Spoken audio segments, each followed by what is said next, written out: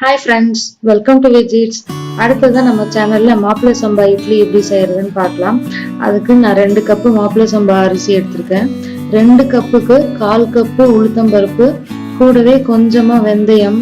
இது ரெண்டுத்தையும் நல்லா வாஷ் பண்ணிட்டு டிரான்ஸ்பரண்ட் ஆகுற அளவுக்கு வாஷ் பண்ணிட்டு ஒரு 2.5 மணி நேரம் ஊற வச்சிடலாம்.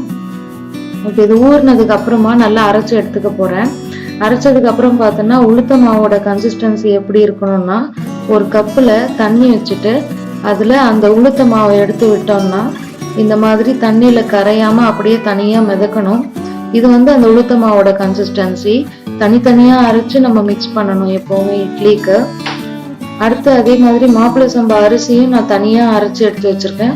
அதோட கன்சிஸ்டன்சி எப்படி இருக்கணும்னா, ரொம்ப கரகரப்பாவும் இருக்கக்கூடாது, ரொம்ப நைஸாவும் இருக்கக்கூடாது.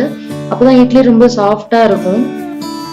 இப்ப இந்த உளுத்த மாவையும் மாப்பிள்ளை சம்பா அரிசி மாவையும் ரெண்டுத்தையும் ஒன்னா போட்டு கலந்துக்க போறேன். உப்பு இந்த சமயத்துல வேணும்னாலும் நீங்க ஆட் பண்ணிக்கலாம். அப்படி இல்லாட்டி அரைக்கும் போதே தேவையான அளவு உப்பு போட்டு அரைச்சிக்கலாம். நான் அரைக்கும் போதே சேர்த்து போட்டுட்டேன் எனக்கு தேவையான அளவு உப்பு. இப்போ இந்த மாவை நல்லா கையாலே கலந்து விட்டுலாம். இந்த மாதிரி அரிசி மாவும் உளுத்த மாவும் நல்லா மிக்ஸ் ஆகணும். இது அப்படியே ஒரு தட்டு போட்டு மூடி ஒரு 8 மணி நேரம் நல்லா புளிக்க வச்சிடணும். அதாவது ஃபெர்மெண்டேஷன் பண்ணணும். இப்போ பார்த்தீங்கன்னா மேலே பபுள்ஸா இருக்கும். இப்போ ஒரு கரண்டி வச்சு கலக்கணும்னா அந்த பபுள்ஸ் எல்லாமே ரிமூவ் ஆயிட்டு மாவு நல்லா இந்த பதத்துல இருக்கும்.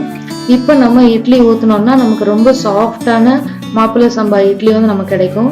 ஸோ இட்லி தட்டில் கொஞ்சமாக எண்ணெய் தடவிட்டு இந்த மாதிரி மாவு ஊற்றி ஒரு 10 நிமிஷம் வேக வச்சு எடுத்தோம்னா ரொம்பவே சாஃப்டான ஹெல்த்தியான மாப்பிள்ளை சம்பா இட்லி ரெடி ஆயிருச்சு. வளர்ற பசங்களுக்குலாம் ரொம்பவே ஹெல்த்தியான ரெசிபி இது. நீங்களும் ட்ரை பண்ணி பாருங்க.